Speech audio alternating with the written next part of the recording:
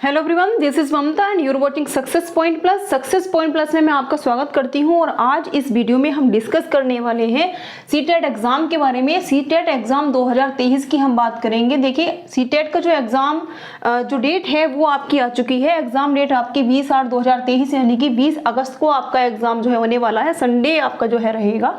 और एक जो गुड न्यूज़ है स्टूडेंट्स के लिए वो ये है कि इस बार जो आपका एग्जाम है वो आपका ऑफलाइन होगा।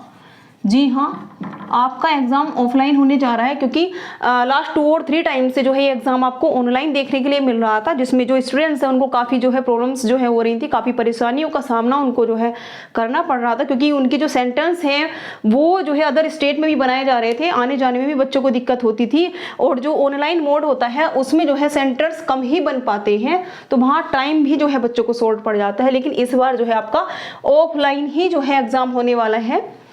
तो in the history of CBSE and CTET वहाँ पर जो है पहली बार देखने के लिए मिल रहा है कि जो एग्जाम है वो आपका ऑनलाइन करने के बाद में फिर से यानी कि दोबारा से जो है ऑफलाइन मोड का कर दिया गया है। It is very shocking.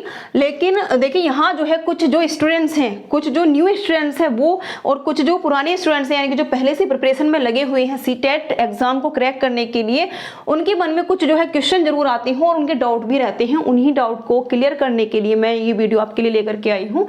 तो देखिए, पहले तो हम बात कर लेते हैं सीटेट के बारे में कि सीटेट का जो एग्जाम होता है वो किस किस तरह से होता है, कितना टाइम जो है उसमें लगता है, कितने उसमें जो है सब्जेक्ट से रिलेटेड जो है क्वेश्चन पूछे जाते हैं, और फिर हम बात करेंगे कि how to score 125 plus in the CTET exam. तो देखिए, यहाँ पर जो एग्जाम होगा आपका, तो उसमें आपको जो टाइम मिलेगा वो 150 मिनट्स का मिलेगा, यानी कि 2.5 आवर्स जो है आपको जो टाइम है वो दिया जाएगा। एंड जो मार्क्स हैं वो आपको 150 जो है मिलेंगे, यानी कि सेम ही मिलेंगे। 1 मिनट में 1 क्वेश्चन जो है आपको सोल्व करना है। तो समय का भी जो है एक इम्पोर्टेंट रोल होता है किसी भी एग्जाम को क्रैक करने में, तो आप जो है समय को ध्यान में रखते हुए जो है इस एग्जाम को दीजिएगा। और हम बात कर लेते हैं अब इसकी 125 प्लस जो है कैसे हम तैयारी करनी है कि हम इस एग्जाम में 125 प्लस जो है स्कोर कर सकते हैं। एंड साथ ही साथ में हम बात करने वाले हैं पहली बार एग्जाम देने वाले जो है बच्चे वो क्या करें, किस तरह से जो है वो है इस एग्जाम को जो है क्रैक कर सकते हैं।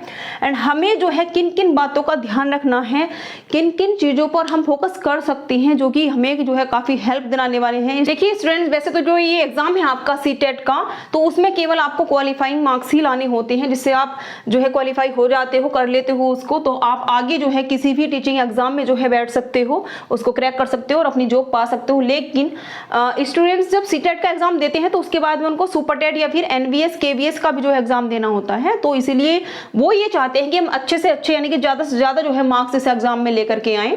तो देखिए, जो स्टूडेंट्स पहली बार जो है एग्जाम देने वाले हैं वो क्या करें जिससे फर्स्ट अटेम्प्ट में ही उनका जो एग्जाम है वो जो है क्वालिफाई हो जाए।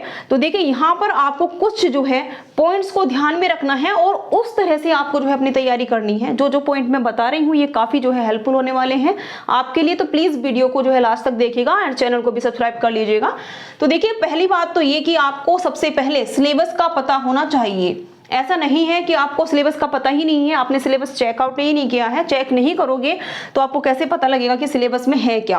अगर सिलेबस से बाहर की चीजों को भी आप पढ़ रहे हो तो आप अपना टाइम वेस्ट कर रहे हो, क्योंकि you have only 2 months for your exam. तो आपको जो है बिल्कुल भी टाइम वेस्ट नहीं करना है और सिलेबस को ध्यान में रखना है कि सिलेबस के अकॉर्डिंग ही हमें जो है अपनी तैयारी करनी है। एंड सेकेंड इज PYQs आपको जो है सोल्व करने हैं, यानी कि प्रीवियस ईयर्स के जो भी क्वेश्चन पेपर हैं। ये मैं बात जो है हर एक वीडियो में अपनी बोलती हुई आई हूँ। जब भी मैं किसी एग्जाम के लिए कोई भी वीडियो आपको जो है बना करके प्रोवाइड कराती हूँ, तो PYQs के लिए मैं हमेशा ही आपसे बोलती हूँ PYQs जो है आपको हमेशा ही जो है करते रहना है। तो देखिए, क्योंकि PYQs को सोल्व करने से आपको ये आइडिया लग जाता है और आप इस एबल हो जाते हो कि आप जो है इस एग्जाम में जो है कितने मार्क्स ला पा रहे हो। क्योंकि कभी कभी क्या होता है कि PYQ से आपको पैटर्न भी पता लगेगा और साथ ही साथ में आपको काफी हेल्प भी मिलने वाली है, क्योंकि कुछ question as it is as ही आपको जो है एग्जाम में देखने के लिए मिलेंगे। तो अगर आप किसी भी एग्जाम की प्रिपरेशन कर रहे हो तो उसमें आपको PYQ जरूर सोल्व कर लेना है। फिर है आपका नोट्स आपको साथ में बनाते बनाते चलना है। ऐसा नहीं है कि आपने केवल वीडियो देख ली है या फिर आपने ऑनलाइन किसी भी चैनल से जो है अपनी जो है प्रिपरेशन की है लेकिन आप उसको नोट नहीं कर रही हो। कुछ इंपॉर्टेंट पॉइंट्स आपको जरूर नोट्स करने चाहिए, नोट डाउन करते रहना चाहिए। ऐसा नहीं है कि आपने केवल ओरली ही अपनी जो है स्टडी की है, नोट्स भी आपको जो है बनाने हैं। साथ ही साथ आपको प्रैक्टिस भी करनी है। बिना प्रैक्टिस के आप कुछ भी नहीं कर पाओगे। अगर आपने प्रैक्टिस सेट जो है सोल्व नहीं किया है तो आप जो है कहीं ना कहीं एक बड़ी जो है मिस्टेक कर रहे हो। आपको प्रैक्टिस सेट भी जो है सोल्व करने हैं। तो ये कुछ इंपॉर्टेंट पॉइंट्स थे। साथ ही साथ में अगर मैं आपको जो है NCERT बुक के लिए बोलूँ तो ये भी जो है बिल्कुल गलत नहीं होगा, क्योंकि NCERT बेस्ड ही आपका जो है एग्जाम होता है। NCERT बुक से इसमें काफी क्वेश्चन देखने के लिए मिलते हैं।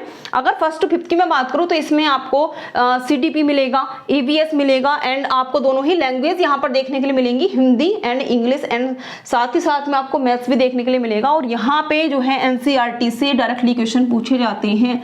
तो NCERT को आपको जरूर पढ़ लेना है। 1st to 5th के लिए आपको 3rd to 5th की जो क्लास की NCERT बुक्स होती हैं उसको जरूर जो है स्टडी कर लेना है, रीड कर लेना है।